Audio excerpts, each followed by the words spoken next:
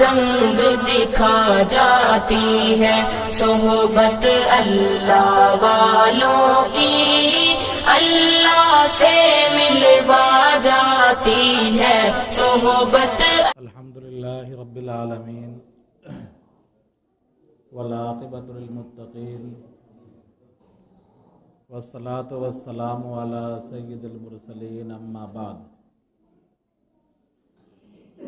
قال اللہ تبارک و تعالی فی کلامہ المجید، اعوذ باللہ من الشیطان الرجیم، بسم اللہ الرحمن الرحیم۔ الذین یؤمنون بالغیب ویقیمون الصلاة ویؤتون الزکاة۔ وقال تعالی فی موضع آخر، الذین مکناہم فی الارض اقاموا الصلاة وآتوا الزکاة وامروا بالمعروف ونہوا عن المنکر۔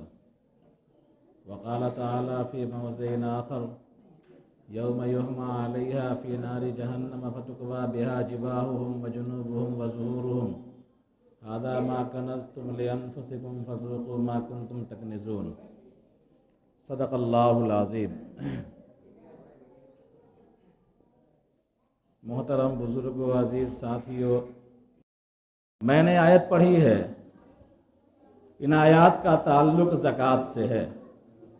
اس ماہ مبارک میں جہاں ہم روزہ ادا کرتے ہیں، وہیں دوسرا فریضہ ہم زکوٰۃ بھی ادا کرتے ہیں۔ جس طرح نماز روزہ اسلام کے ارکان میں سے ایک اہم رکن ہے، اسی طرح زکوٰۃ بھی اسلام کے ارکان میں سے ایک اہم رکن ہے۔ جس طرح نماز کو چھوڑنے والا فاسق ہے اور نماز کا انکار کرنے والا کافر ہے، روزہ کو جان بوجھ کر چھوڑنے والا فاسق ہے، روزہ کا انکار کرنے والا کافر ہے، اسی طرح زکوٰۃ کو جان بوجھ کر ادا نہ کرنے والا فاسق ہے، اور زکوٰۃ کا جو منکر ہوگا، انکار کرے گا، تو وہ انکار اس کو کفر تک پہنچا دے گا۔ زکوٰۃ کا انکار کرنے والا کافر ہے۔ اللہ تبارک و تعالیٰ نے تقریباً 82 مقامات پر قرآن کریم میں زکوٰۃ کا ذکر کیا ہے، اور 32 مقامات ایسے ہیں کہ جن میں اللہ تبارک و تعالیٰ نے نماز اور زکوٰۃ کو ساتھ ساتھ بیان کیا ہے۔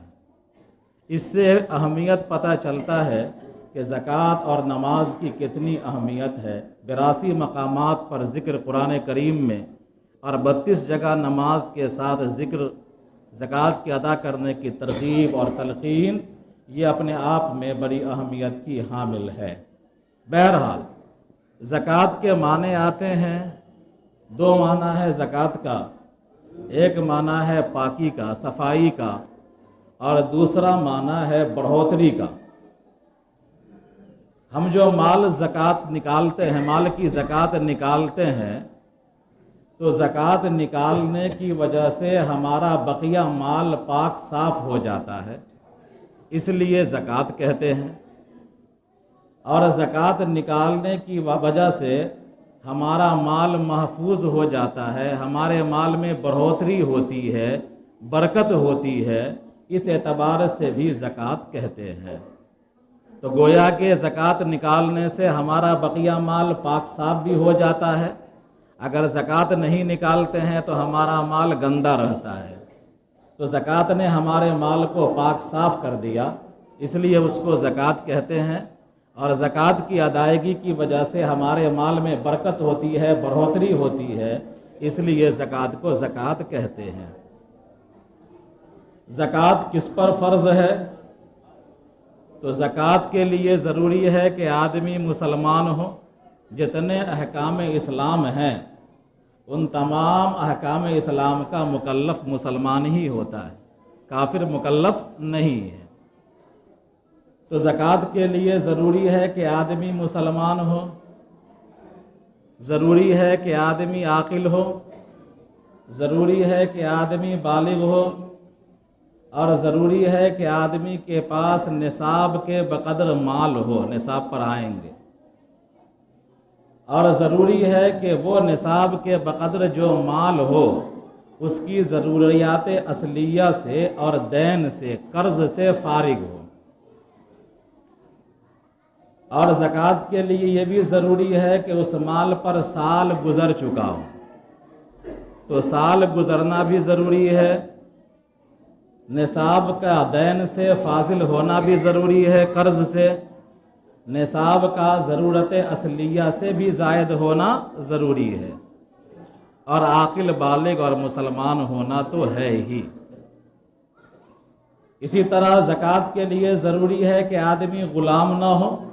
پرانے زمانے میں غلام کا تھا، غلام پائے جاتے تھے، اب تو ہے نہیں غلام۔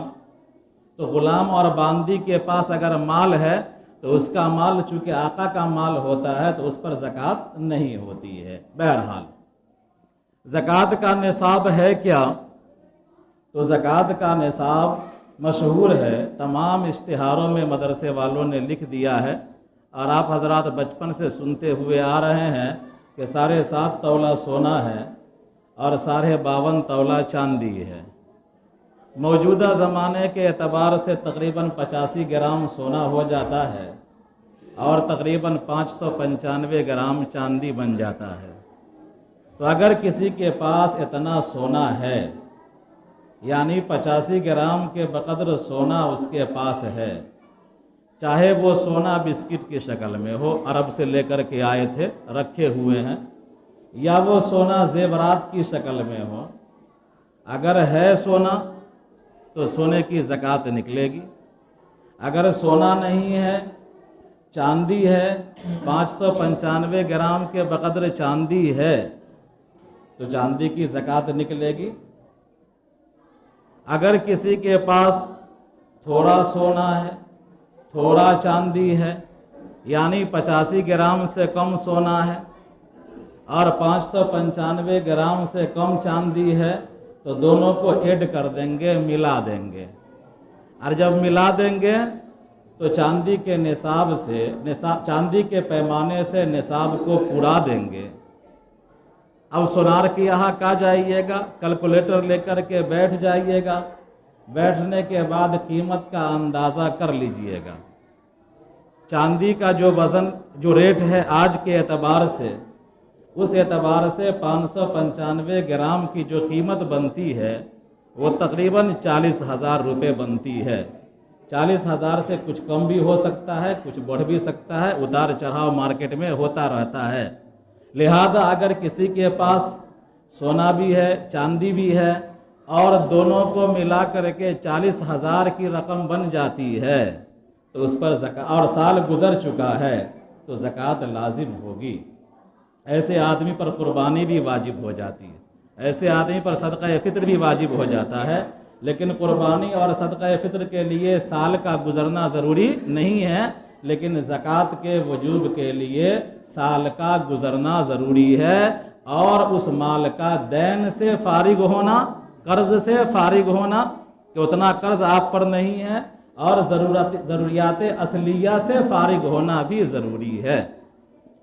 دین تو آپ جانتے ہیں، ضرورت اصلیہ کم جانتے ہیں آپ حضرات، لیکن کم جانتے ہیں۔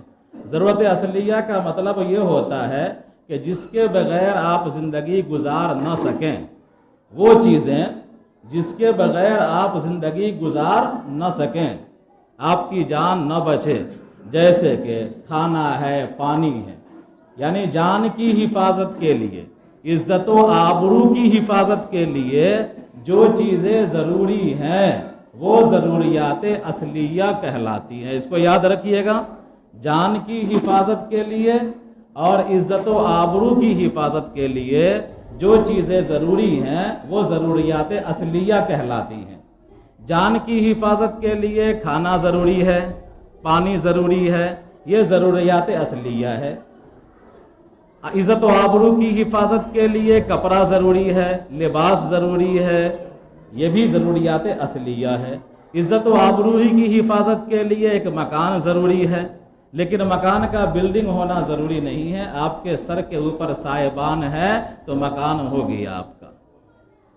بہرحال چنانچہ یہیں پر رک کر کے سن لیجئے، اگر کوئی آدمی پیسہ رکھے ہوا ہے مکان بنانے کے لیے پختہ، 3-4 لاکھ روپیہ رکھے ہوا ہے یا ڈیپو پر جمع کیے ہوا ہے اور اس پیسے پر سال گزر چکا ہے تو زکوٰۃ لازم ہوگی۔ اگر کوئی آدمی اپنی بچی کی شادی کے لیے 3 لاکھ 4 لاکھ روپیہ رکھے ہوا ہے اور سال گزر گیا ہے تو اس پر زکوٰۃ لازم ہوگی۔ اس کو ٹھیک سے سمجھ لیجئے گا۔ اگر آپ مکان پختہ بنانے کے لیے، آپ کے پاس چھپر ہے، پختہ مکان بنانے کے لیے 3-4 لاکھ روپیہ آپ رکھے ہوئے ہیں، چاہے بینک میں، چاہے ڈیپو پر، چاہے اپنے گھر میں، تو آپ پر زکوٰۃ لازم ہوگی سال گزرے گا تو۔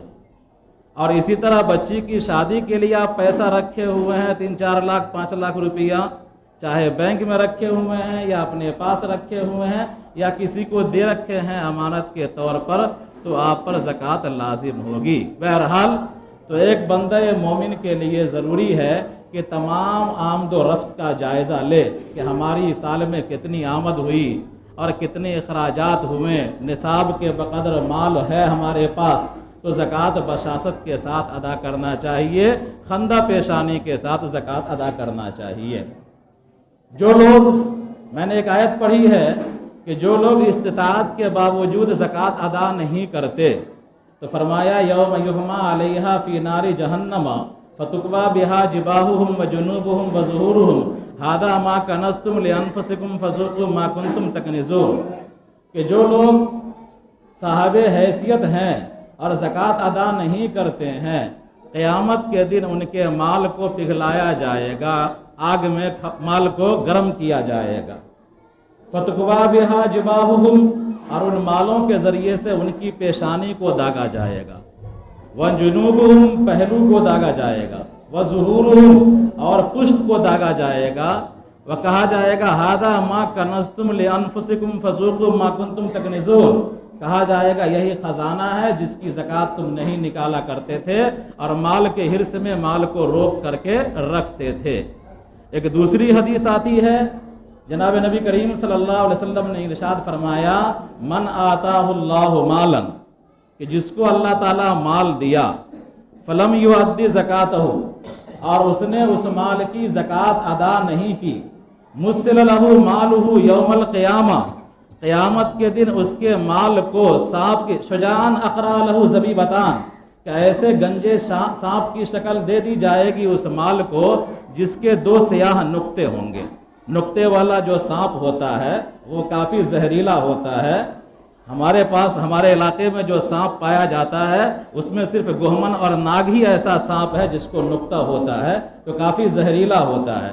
تو فرمایا اللہ کے رسول صلی اللہ علیہ وسلم نے کہ جس کو اللہ تعالیٰ نے مال دیا اور اس نے اس مال کی زکوٰۃ ادا نہ کی، اس کے مال کو قیامت کے دن گنجے سانپ کی شکل دی جائے گی اور وہ سانپ اس کے گردن میں لپیٹا جائے گا اور اس کے دونوں باچھے کو پکڑ لے گا، یہ جو حصہ ہوتا ہے دونوں سائیڈ کا، ان دونوں کو پکڑے گا اور ڈسے گا اور کہے گا انا مالک و انا کنزک، کہ میں ہی تیرا مال ہوں، میں ہی تیرا زکوٰۃ، میں ہی تیرا خزانہ ہوں۔ بہرحال تو یہ سخت وعید ہے اللہ تبارک و تعالیٰ کی طرف سے، تو ہم کو اپنے مال کی زکوٰۃ نکالنا چاہیے۔ زکوٰۃ کے معاملے میں عورتیں عام طور پر کوتاہی کرتی ہیں۔ حدیث کے اندر آتا ہے کہ ایک مرتبہ نبی کریم صلی اللہ علیہ وسلم کے پاس ایک خاتون آئی اور ان خاتون کے ساتھ ایک بچی تھی، اس کے ہاتھ میں کنگن تھے، سونے کے کنگن رہے ہوں گے۔ آپ صلی اللہ علیہ وسلم نے پوچھا اس خاتون سے کیا تم ان دونوں کنگنوں کی زکوٰۃ نکالتی ہو؟ ظاہر سی بات ہے کنگن کا وزن تو بہت ہوگا، نصاب کے بقدر ہوگا، 85 گرام سے زائد ہوگا۔ تو حضور، آپ پیر میں انگوٹھی بھی تھی، تو حضور نے پوچھا کہ کیا تم ان کنگنوں کی زکوٰۃ نکالتی ہو؟ تو کہا کہ نہیں نکالتے ہیں۔ تو اللہ کے رسول صلی اللہ علیہ وسلم نے ارشاد فرمایا کیا تم پسند کرتی ہو کہ ان دونوں کنگنوں کے عوض تم کو جہنم میں آگ کا کنگن پہنایا جائے؟ روایت کے اندر آتا ہے، راوی کہتے ہیں کہ ان خاتون نے اسی وقت کنگن نکال کر کے پھینک دیا، حوالے کر دیا ایک طرح سے کہ ہم کو ایسے کنگن کی ضرورت نہیں ہے۔ بہرحال ماں بہنوں کے پاس زیورات کی شکل میں مال ہوتے ہیں، شوہر پر لازم ہے کہ بھائی ان کے مال کا جائزہ لے اور ان کو زکوٰۃ دینے کے لیے کہے۔ ان کے پاس چونکہ پیسہ ہوتا تو نہیں ہے، سونے چاندی تو بہت ہوتے ہیں، لیکن تو شوہر ان کا وکیل بن کر کے ان کی طرف سے زکوٰۃ ادا کرے۔ اللہ تبارک و تعالی ہم سب کو کہنے سننے سے زیادہ عمل کی توفیق عطا فرمائے۔ خندہ پیشانی کے ساتھ، بشاشت کے ساتھ ہم لوگ زکوٰۃ ادا کرنے والے بن جائیں۔ اسلام کا مزاج یہ ہے کہ اسلام چاہتا ہے کہ زیادہ سے زیادہ لوگ زکوٰۃ نکالیں، یعنی غریبی کا خاتمہ یہ اسلام چاہتا ہے۔ آج میں صبح کاؤنٹ کر رہا تھا کہ ہندوستان میں مسلمانوں کی آبادی تقریباً 20 کروڑ سے زائدہ ہے۔ 20 کروڑ سے زائد ہیں مسلمانوں کی آبادی۔ 20 کروڑ میں سے ہم صرف اور صرف 10% ہم لیتے ہیں۔ 10% افراد اگر ہم مان لیتے ہیں کہ 20 کروڑ میں سے 10% افراد ہی زکوٰۃ نکالتے ہیں، مان لیجئے کہ 10% افراد ہی ایسے مالدار ہیں جو زکوٰۃ نکالنے والے ہیں۔ اگر 10% افراد بھی، یعنی 2 لاکھ افراد بھی اگر 100 روپیہ زکوٰۃ نکال دیں گے تو 2 ارب روپیہ بنتا ہے۔ 2 ارب اتنا بڑا سرمایہ ہے زکوٰۃ کا۔ اب کوئی ضروری نہیں ہے کوئی 100 کوئی ہزاروں نکالتا ہے، کوئی لاکھوں نکالتا ہے، کوئی 2 لاکھ۔ گویا کہ اگر مسلمان ٹھیک سے زکوٰۃ نکال دے اس ملک کے اندر تو 5-7 ارب روپے زکوٰۃ کے نکلیں گے۔ جو قوم سالانہ 5-7 ارب روپیہ زکوٰۃ میں نکالے، اس قوم کے افراد بھیک مانگے، اس قوم کے ادارے مجبور ہو جائیں، اس قوم کے ادارے چلے نہیں، یہ افسوس کا مقام ہے، افسوس کی بات ہے۔ اللہ تعالی ہم سب کو صحیح سمجھ عطا فرمائے۔ ربنا تقبل منا انک انت السمیع العلیم وتب علینا انک انت التواب الرحیم۔